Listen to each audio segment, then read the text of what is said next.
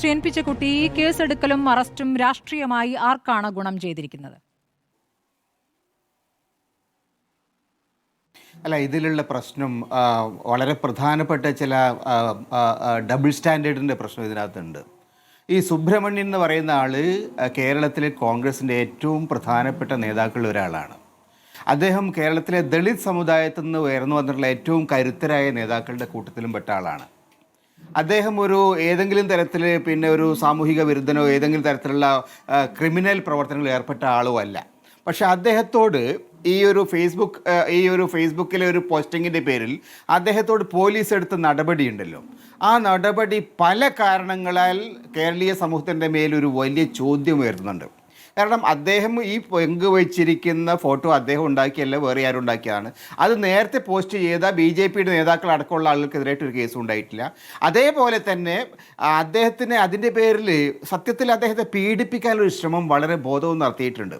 ഒരു സീനിയർ ആയിട്ടുള്ള ഒരു പൊളിറ്റിക്കൽ ലീഡറിനെതിരായിട്ട്, പ്രത്യേകിച്ച് ആരോഗ്യ പ്രശ്നമുള്ള ഒരാളുടെ നേരെ ഈ നിലയിൽ പോലീസ് പരസ്യമായിട്ട് പ്രതികരിക്കാനും ചെയ്യുന്ന സമയത്ത്, അവരെ ഹരസ് ചെയ്യാൻ ശ്രമിക്കുന്ന സമയത്ത്, അവരെ പീഡിപ്പിക്കാൻ ചെയ്യുന്ന സമയത്ത് അത് ഒരു ചോദ്യം, യഥാർത്ഥത്തിൽ ആരാണ് ഈ പോലീസിനെ നയിക്കുന്നത്, എന്തുകൊണ്ടാണ് ഈ പോലീസ് ഈ തരത്തിൽ പെരുമാറുന്നത് എന്ന ചോദ്യം യഥാർത്ഥത്തിൽ വരും. അതുകൊണ്ട് ആ വിഷയം, പോലീസിൻ്റെ മേലുള്ള രാഷ്ട്രീയമായ സ്വാധീനം, പോലീസിനെ ഉപയോഗിച്ചുകൊണ്ട് രാഷ്ട്രീയ ശത്രുക്കളെ വേട്ടയാടുന്ന പരിപാടി, അത് എല്ലാവിധ കടമ്പകളും കടന്ന് എല്ലാ പരിധികളും ലംഘിച്ചുകൊണ്ട് മുന്നോട്ട് പോകുക എന്നുള്ളൊരു പ്രശ്നം യഥാർത്ഥത്തിലുണ്ട്. അത് ഒന്നാമത്തെ കാര്യം. രണ്ടാമത്തെ ഒരു കാര്യം, ഏറ്റവും പ്രധാനപ്പെട്ട വിഷയം എന്ന് പറയുന്നത് ഈ ഫോട്ടോയുമായിട്ട് ബന്ധപ്പെട്ട വിഷയം എവിടെയാണ് വരുന്നത്?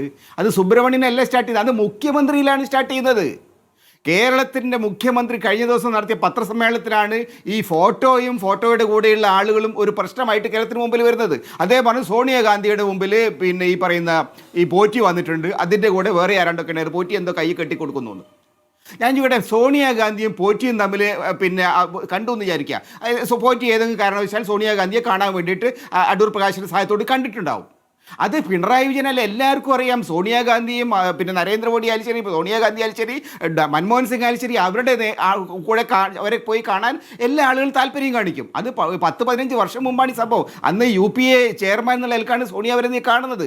ഈ സോണിയാഗാന്ധിക്ക് ഏതെങ്കിലും നിലയ്ക്ക് ശബരിമലയെ ബന്ധമുണ്ടോ?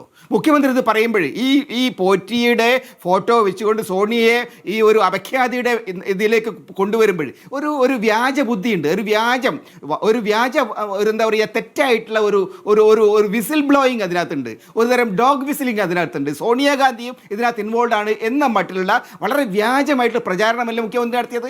ഈ സോണിയാഗാന്ധിക്ക് ശബരിമലയായിട്ട് എന്ത് ബന്ധം? സോണിയാഗാന്ധി ശബരിമലയുടെ ദേവസ്വം മന്ത്രിയായിരുന്നു പിണറായി വിജയൻ്റെ ആളല്ലേ. അപ്പം അത്തരം കാര്യങ്ങളിൽ തൻ്റെ ഭാഗത്തുള്ള എല്ലാവിധ തെറ്റുകളും മറിച്ചുകൊണ്ട് ഇതുമായിട്ട് ഒരു ബന്ധവുമില്ലാത്ത സോണിയാഗാന്ധിയുടെ അടുത്തേക്ക് ആരെത്തിച്ചു? അതാണ് അടൂർ പ്രകാശിനും ശ്രീ ആന്റോയ്ക്കുമെതിരെയായിട്ട് ചോദിക്കുന്ന കാര്യം. അല്ല, അത് പിണറായി വിജയൻ്റെ അടുത്തേക്ക് ആരെത്തിച്ചു അദ്ദേഹം ആദ്യം ചോദിക്കേണ്ട അതല്ലേ? പിണറായി വിജയൻ്റെ അടുത്തേക്കും ദേവസ്വം മന്ത്രിയായിരുന്ന ഈ കടകംപള്ളിയുടെ അടുത്തേക്കും ഈ കഥാപാത്രത്തെ ആരെത്തിച്ചു? അതിന് മറുപടി പറഞ്ഞിട്ട് പോരെ സോണിയാഗാന്ധിയുടെ അടുത്തേക്ക് ആരെത്തിച്ചു എന്ന് ചോദിക്കേണ്ടത്? അപ്പോൾ ഇതിനൊക്കെ തന്നെ മുഖ്യമന്ത്രിയെപ്പെട്ട പദവിയിലിരിക്കുന്ന ആൾ, മുഖ്യമന്ത്രിയുടെ ഒരു ഉത്തരവാദിത്ത പദവിയാണ് അത്. ഏതെങ്കിലും രാഷ്ട്രീയക്കാരുടെ മാതിരിയല്ല. ഒരു പദവിയിലിരിക്കുന്ന ഒരാൾ, മുഖ്യമന്ത്രിയുടെ വാക്കുകളിൽ വിലയുണ്ട്. മുഖ്യമന്ത്രി വാക്കുകൾ ഒരു മെസ്സേജാണ്, പോലീസിനുള്ള മെസ്സേജാണ്, അധികാരികൾക്കുള്ള മെസ്സേജാണ്, ഉദ്യോഗസ്ഥന്മാർക്കുള്ള മെസ്സേജാണ്. അവർ അധികാരം ദുരുപയോഗപ്പെടുത്താനുള്ള ഒരു സ്പെഷ്യൽ ഓർഡറാണ് മുഖ്യമന്ത്രി അന്ന് ഇറക്കിയത്. അതിൻ്റെ ഫലമാണ് അന്ന് മുഖ്യമന്ത്രി നടത്തിയ ഈ തെറ്റായ പ്രചാരവേല. അതിൻ്റെ ഏറ്റവും വലിയ ദൂഷിതമായിട്ടുള്ള റിസൾട്ടാണ് സുബ്രഹ്മണ്യൻ്റെ കാര്യത്തിലുണ്ട്. ഇങ്ങനെയൊക്കെ പെരുമാറാൻ മുഖ്യമന്ത്രി ഞങ്ങൾക്ക് ഇൻഡാസ് തന്നിട്ടുണ്ട് എന്ന് ഈ പോലീസുകാർ കരുതി. അതാണ് കേരളത്തിൽ കണ്ടുകൊണ്ട് കേരളത്തിലെ സാധാരണ ജനങ്ങളുടെ നേരെ എന്താ പറയുക, ഏത് വിധത്തിലുള്ള അപമാനവും നടത്താൻ, അപമാനകരമായ രൂപത്തിൽ പ്രവർത്തിക്കാൻ പോലീസിനെ കയറൂരി വിടുന്നത് യഥാർത്ഥത്തിൽ ഇന്ന് മുഖ്യമന്ത്രി. ഇപ്പോൾ സുബ്രഹ്മണ്യം ആയാലും ശ്രീ PM നിയാസ് ആയാലും പറയുന്ന ഒരു കാര്യം, 6 മണിക്ക് മൊഴിയെടുക്കാനാണ് ചെല്ലുന്നത്. മൊഴിയെടുക്കാൻ ചെന്ന പോലീസിനോട് കസ്റ്റഡിയിൽ തന്നെ എടുക്കണം എന്ന ഒരു ഫോൺ കോൾ വരികയാണ്. ശരി സാർ എന്ന് പറയുന്നു. അപ്പോൾ കസ്റ്റഡിയിൽ എടുക്കുകയാണെന്ന് പറയുമ്പോൾ അവിടെ വന്ന് പോലീസിന് ചായയൊക്കെ കൊടുത്ത് മൊഴിയെടുത്തുകൊണ്ടിരിക്കുകയായിരുന്നു. അതിനുശേഷം പറയുന്നു ഞാൻ എൻ്റെ വാഹനത്തിൽ വരാമെന്ന് പറയുന്നു. അപ്പോൾ വീണ്ടും കോൾ വരികയാണ്, അങ്ങനെ പറ്റില്ല, പോലീസ് വാഹനത്തിൽ തന്നെ കൊണ്ടുപോകണമെന്ന്. അപ്പോൾ ആരുടെ കോളാണ്?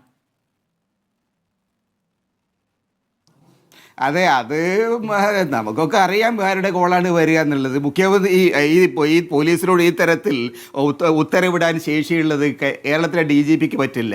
അതിനൊക്കെ മുകളിലുള്ള ചില കാർക്കോടകന്മാർ ഈ രാഷ്ട്രീയ മുഖ്യമന്ത്രിയുടെ ഓഫീസിലിരിക്കുന്നുണ്ട്, മുഖ്യമന്ത്രിയുടെ പിന്നിലിരിക്കുന്നുണ്ട്. സത്യത്തിൽ ആ കാർക്കോടകന്മാരാണ് ഇന്ന് കേരള പോലീസിനെ ഉപയോഗിച്ചുകൊണ്ട് രാഷ്ട്രീയമായിട്ടുള്ള ഈ ചിത്രവധങ്ങൾ നടത്തിക്കൊണ്ടിരിക്കുന്നത്. ഇത് ഒരു കാരണവശാലും കേരളീയ സമൂഹം അംഗീകരിക്കുമെന്ന് എനിക്ക് തോന്നുന്നില്ല.